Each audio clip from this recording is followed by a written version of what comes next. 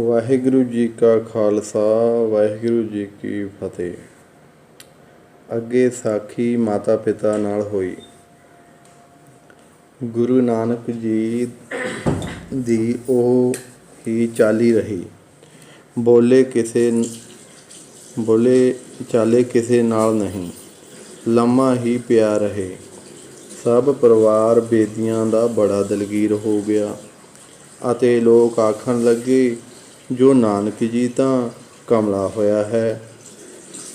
ਗੁਰੂ ਜੀ ਦੀ ਮਾਤਾ ਜੀ ਨਾਨਕ ਜੀ ਪਾਸ ਆਏ ਕਰ ਆਖਣ ਲੱਗੀ, ਹੇ ਬੇਟਾ, ਤੈਨੂੰ ਲੰਮੇ ਪੈ ਰਹਿਣਾ ਕਿਉਂ ਕਰ ਬਣਦਾ ਹੈ? ਹੁਣ ਜਵਾਨ ਉਮਰ ਹੋਇਆ ਹੈ, ਕੁਛ ਰੁਜ਼ਗਾਰ ਕਰਨਾ ਚਾਹੀਏ। ਕਿਰਤ ਕੀਤਿਆਂ ਜਗਤ ਸੋਭਾ ਕਰਦਾ ਹੈ ਅਤੇ ਨਿੱਤ ਦੀਆਂ ਕਮਲੀਆਂ ਗੱਲਾਂ ਛੱਡ ਦੇ। ਸਾਨੂੰ ਲੋਕ ਇਹ ਕਹਿੰਦੇ ਹਨ, ਜੋ ਕਾਲੂ ਦਾ ਪੁੱਤਰ ਮਖੱਟੂ ਪੈਦਾ ਹੋਇਆ ਹੈ। ਇਹੋ ਜਿਹੀਆਂ ਗੱਲਾਂ ਸੁਣ ਕੇ ਸ਼ਰੀਕਾਂ ਦੀਆਂ ਸਾਨੂੰ ਬੁਰੀਆਂ ਲੱਗਦੀਆਂ ਹਨ। ਇਹ ਗੱਲ ਮਾਤਾ ਜੀ ਨੇ ਆਖੀ ਤਾਂ ਵੀ ਗੁਰੂ ਜੀ ਦੇ ਦਿਲ ਨੂੰ ਕੋਈ ਨਾ ਲੱਗੀ। ਗੁਰੂ ਜੀ ਲੰਮੇ ਪਏ ਰਹਿਣ। ਲੋਕ ਵੀ ਆਖ ਕੇ ਥੱਕ ਗਏ। ਤਦ ਸ੍ਰੀ ਗੁਰੂ ਜੀ ਬੋਲਣ ਕਿਸੇ ਨਾਲ ਨਹੀਂ ਤਾਂ ਗੁਰੂ ਨਾਨਕ ਜੀ ਦੀ ਮਾਤਾ ਨੇ ਮਹਿਤੇ ਕਾਲੂ ਨੂੰ ਜਾਇ ਕਰ ਆਖਿਆ, ਦੇਖੋ ਜੀ, ਤੇਰੇ ਪੁੱਤਰ ਨੂੰ ਪਿਆਂ ਹੋਇਆਂ ਕਿਤਨੇ ਦਿਨ ਬੀਤ ਗਏ ਹਨ ਅਤੇ ਖਾਂਦਾ ਪੀਂਦਾ ਵੀ ਕੁਝ ਨਹੀਂ। ਤਾਂ ਕਾਲੂ ਜੀ ਵੀ ਆਇ ਕਰ ਆਖਣ ਲੱਗਾ, ਜੋ ਹੇ ਬੇਟਾ ਨਾਨਕ, ਤੈਨੂੰ ਪਿਆਂ ਕਿਉਂ ਕਰ ਬਣਦੀ ਹੈ ਅਤੇ ਤੇ ਕੁਛ ਖਾਓ ਪੀਓ, ਪਹਿਨੋ, ਖੁਸ਼ੀ ਰਿਹਾ ਕਰੋ ਅਤੇ ਕੁਛ ਖੇਤੀ ਪੱਤੀ ਦੀ ਖਬਰ ਲੈ ਆਇਆ ਕਰੋ ਅਤੇ ਕੁਛ ਰੁਜ਼ਗਾਰ ਵੀ ਕੀਤਾ ਕਰੋ। ਬੇਟਾ ਜੀ, ਤੁਹਾਨੂੰ ਦੇਖ ਕਰ ਸਾਰਾ ਪਰਿਵਾਰ ਹੀ ਦਲਗੀਰ ਰਹਿੰਦਾ ਹੈ ਅਤੇ ਜੇ ਤੈਨੂੰ ਕਾਈ ਗੱਲ ਕਰਨੀ ਨਹੀਂ ਪਾਉਂਦੀ ਤਾਂ ਤੂੰ ਕੁਛ ਨਾ ਕਰਿਆ ਕਰ। ਅਸੀਂ ਤੈਨੂੰ ਇਹ ਆਖਦੇ ਹਾਂ, ਤੂੰ ਫਿਕਰਵਾਨ ਕਿਉਂ ਰਹਿੰਦਾ ਹੈ? ਪਰਚਾ ਰੁਜ਼ਗਾਰ ਦਾ ਨਹੀਂ ਕਰਨਾ ਬਹੁਤ ਭਲਾ। ਅਤੇ ਜਿਹੜੇ ਖੱਤਰੀਆਂ ਦੇ ਪੁੱਤਰਾਂ ਪਾਸ ਹੁੰਦੇ ਹਨ ਤਾਂ ਕਿਆ ਉਹ ਰੁਜ਼ਗਾਰ ਨਹੀਂ ਕਰਦੇ? ਪਰ ਸੁਣ ਬੱਚਾ, ਕਿਰਤ ਬਿਨ ਜੀਵਨ ਥੋੜ੍ਹਾ ਹੈ। ਅਤੇ ਸੁਣ ਬੇਟਾ, ਸਾਡੀ ਖੇਤੀ ਬਾਹਰ ਪੱਕੀ ਖੜੀ ਹੈ। ਅਰ ਜੇ ਤੂੰ ਵਿੱਚ ਜਾਇ ਕਰ ਖੜਾ ਹੋਵੇਂ ਤਾਂ ਖੇਤੀ ਕਿਉਂ ਉਜੜੇ?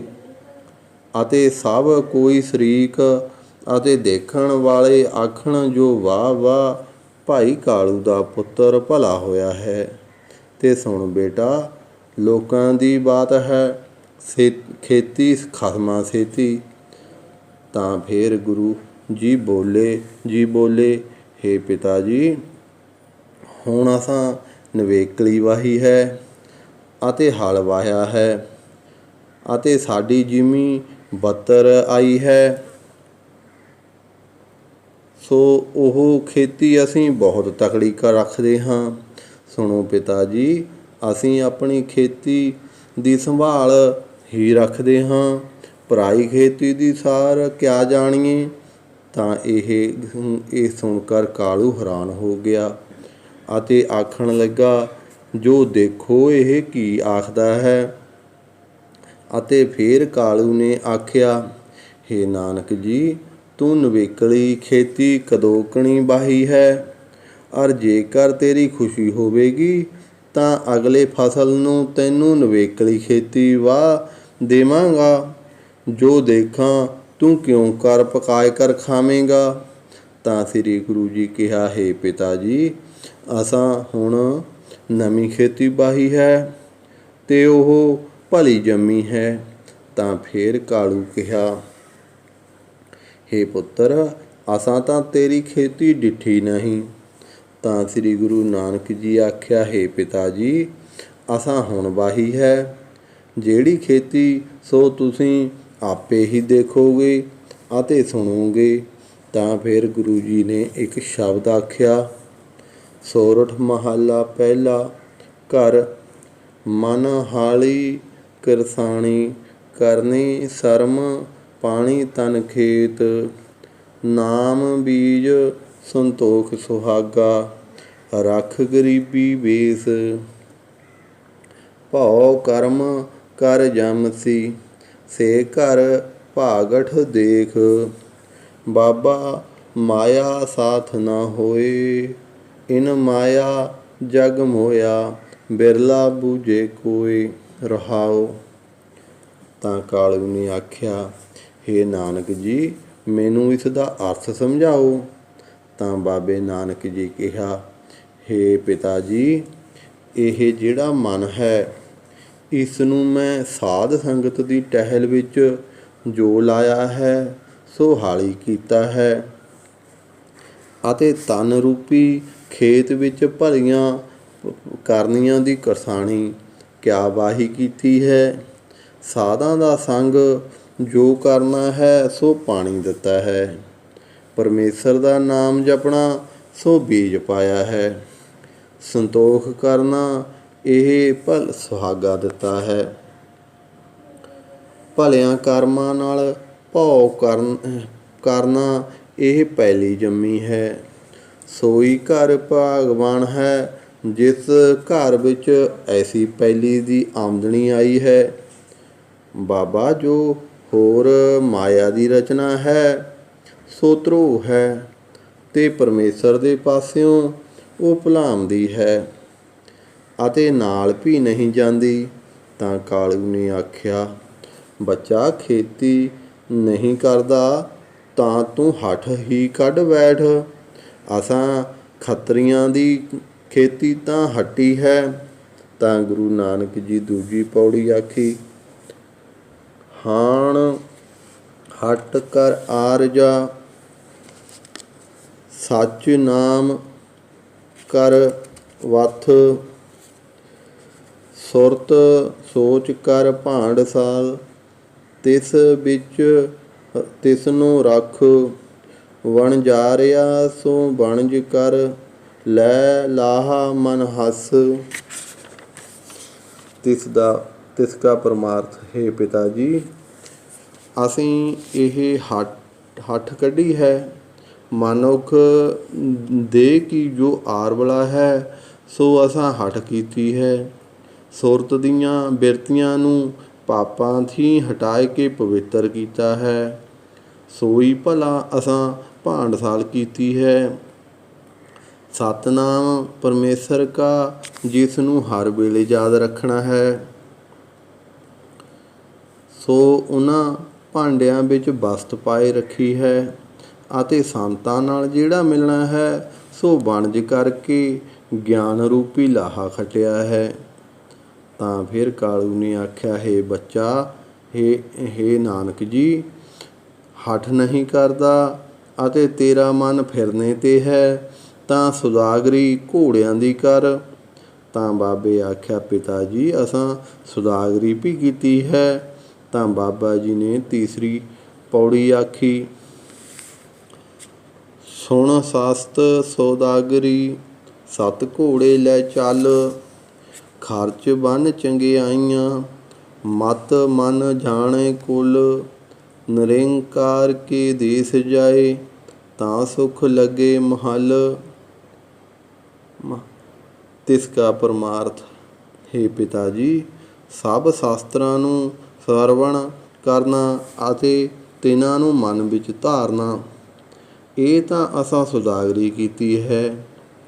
ਅਤੇ ਜਿਹੜਾ ਸੱਚ ਬੋਲਣਾ ਹੈ ਸੋ ਅਸਾਂ ਘੋੜੇ ਕੀਤੇ ਹਨ। ਅਰ ਬੁਰੇ ਕਰਮਾਂ ਦਾ ਤਿਆਗ ਅਤੇ ਭਲੇ ਕਰਮਾਂ ਦਾ ਗ੍ਰਹਿਣ ਕਰਨਾ, ਇਹ ਖਰਚ ਬੰਨ੍ਹਿਆ ਹੈ। ਅਰ ਮਨ ਵਿੱਚ ਦ੍ਰਿੜਤਾ ਹੈ, ਜੋ ਪਰਮੇਸ਼ਰ ਜੀ ਹਾਜ਼ਰਾ ਹਜ਼ੂਰ ਸਾਡੇ ਅੰਗ ਸੰਗ ਹੈ। ਤਿਸ ਭਗਵੰਤ ਦੀ ਕਿਰਪਾ ਕਰਕੇ ਨਿਰੰਕਾਰ ਕੇ ਦੇਸ਼ ਮੇਂ ਜਾਏ ਪ੍ਰਾਪਤ ਹੋਏ। ਤਾਂ ਤਿਸ ਨਿਰੰਕਾਰ ਕੇ ਮਹਿਲ ਵਿੱਚ ਕਿਆ ਅਸਥਾਨ ਵਿੱਚ ਪਹੁੰਚੇ ਹਾਂ। ਇਹ ਬੜਾ ਨਫਾ ਸਾਨੂੰ ਪ੍ਰਾਪਤ ਹੋਇਆ ਹੈ ਅਤੇ ਆਨੰਦਮਈ ਮਗਨ ਹਾਂ। ਤਾਂ ਕਾਲੂ ਜੀ ਇਹ ਸੁਣ ਕਰ ਆਖਿਆ, ਹੇ ਨਾਨਕ ਜੀ, ਤੂੰ ਸਾਡੇ ਕੰਮ ਕਾਜ ਤੋਂ ਤਾਂ ਰਹਿ ਚੁੱਕੂੰ, ਪਰ ਘਰ ਤਾਂ ਚੱਲ ਕੇ ਬੈਠ। ਅਸਾਂ ਤੇਰਾ ਖੱਟਣਾ ਛੱਡਿਆ ਹੈ। ਤੇਰੀ ਉਦਾਸੀ ਦੇਖ ਕੇ ਸ਼ਰੀਕ ਕਹਿੰਦੇ ਹਨ, ਕਾਲੂ ਦਾ ਪੁੱਤਰ ਮਨਖੱਟੂ ਹੈ। ਅਤੇ ਜੇ ਤੂੰ ਹੀ ਫਕੀਰ ਹੋ ਕੇ ਨਿਕਲ ਗਿਓ ਤਾਂ ਲੋਕ ਆਖਣਗੇ, ਜੋ ਕਾਲੂ ਦਾ ਪੁੱਤਰ ਮਨਖੱਟੂ ਸੀ, ਫਕੀਰ ਹੋ ਕੇ ਨਿਕਲ ਗਿਆ ਹੈ। ਇਸ ਬਾਤ ਮੇਂ ਬੱਚਾ ਸਾਨੂੰ ਬੜੀ ਹਾਣ ਆਵੇਗੀ। ਅਰ ਸੁਣ ਬੇਟਾ, ਜੋ ਹੋਰ ਕੁਛ ਨਹੀਂ ਕਰ ਸਕਦਾ ਤਾਂ ਕਿਸੇ ਦੀ ਚਾਕਰੀ ਹੀ ਕਰ। ਤਾਂ ਗੁਰੂ ਨਾਨਕ ਜੀ ਚੌਥੀ ਪੌੜੀ ਆਖੀ, ਲਾਏ ਚਿਤ ਕਰ ਚਾਕਰੀ, ਮਨ ਨਾਮ ਕਰ ਕੰਮ, ਬੰਨ ਬਦੀਆਂ ਕਰ ਧਾਵਣੀ, ਤਾਂ ਕੋ ਆਖੇ ਧਨ, ਨਾਨਕ ਵੇਖੇ ਨਦਰ ਕਰ, ਚੜੇ ਚਵਗਣ ਵੰਨ। ਤਿਸ ਕਾ ਪਰਮਾਰਥ ਸੁਣੋ ਪਿਤਾ ਜੀ। ਅਸਾਂ ਚਾਕਰੀ ਕੀਤੀ ਹੈ ਅਤੇ ਪਰਮੇਸ਼ਰ ਵਿਖੇ ਜੋ ਲਾਇਆ ਹੈ, ਅਸਾਂ ਨੇ ਮਨ ਸਹੀ ਚਾਕਰੀ ਕੀਤੀ ਹੈ ਅਤੇ ਪਰਮੇਸ਼ਰ ਦਾ ਨਾਮ ਮੰਨਣਾ ਇਹ ਅਸੀਂ ਕੰਮ ਕੀਤਾ ਹੈ। ਅਰ ਬਦੀਆਂ ਨੂੰ ਬੰਨਣਾ, ਕਿਆ ਬਦੀਆਂ ਨੂੰ ਰੋਕਣਾ, ਇਹ ਅਸਾਂ ਧਾਵਣੀ ਕੀਤੀ ਹੈ। ਤਾਂ ਸਭ ਕੋਈ ਧੰਨ ਧੰਨ ਕਹਿੰਦਾ ਹੈ। ਨਿਰੰਕਾਰ ਦੀ ਕਿਰਪਾ ਹੋਏ, ਜੇ ਸਾਹਿਬ ਕਿਰਪਾ ਦੀ ਦ੍ਰਿਸ਼ਟੀ ਕਰਕੇ ਦੇਖੇ, ਤਦ ਚੌਗੁਣ ਵੰਨ ਕਿਆ ਚਾਰ ਗੁਣਾ ਰੰਗ ਚੜ੍ਹਦਾ ਹੈ। ਜਿਨ੍ਹਾਂ ਉੱਪਰ ਗੁਰੂ ਦੀ ਸੰਤਾਂ ਦੀ ਕਿਰਪਾ ਦ੍ਰਿਸ਼ਟ ਹੈ, ਤਿਨ੍ਹਾਂ ਦੇ ਹਿਰਦੇ ਰੂਪ ਆਕਾਸ਼ ਮੇਂ ਗਿਆਨ ਰੂਪੀ ਚੰਦਰਮਾ ਚੜ੍ਹਦਾ ਹੈ। ਤਾਂ ਉਹ ਨਿਰੰਕਾਰ ਦੇ ਦੇਸ਼ ਵਿੱਚ ਪਹੁੰਚੇ ਹਨ। ਇਹ ਸ਼ਬਦ ਸੁਣ ਕਰ ਕਾਲੂ ਜੀ ਦੀ ਨਿਸ਼ਾ ਹੋਈ ਅਤੇ ਸੁਣ ਕਰ ਚੁੱਪ ਕਰ ਰਿਹਾ ਅਤੇ ਗੁਰੂ ਨਾਨਕ ਜੀ ਦੀ ਉਹ ਚਾਲੀ ਰਹੀ। ਬੋਲੋ ਭਾਈ ਜੀ ਵਾਹਿਗੁਰੂ।